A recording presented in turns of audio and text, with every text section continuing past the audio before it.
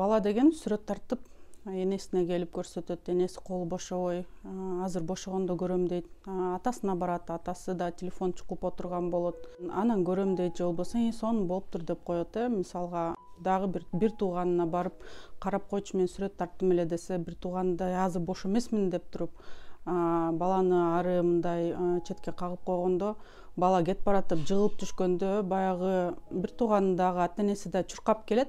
Чуркап келгенде анан бала да түшүнөт да, аң сезими менен мен бир жерим кокустатып оорутуп алсам, анда мага баардыгы көңүл бура берет экен деп, бул өмүр бою ошол подсознанияга кирип кеткен, калыптанып калган баягындай ой менен жашайт дагы, ошол акыбалдарды дагы мындай тартып келе берет да өзүнөчү.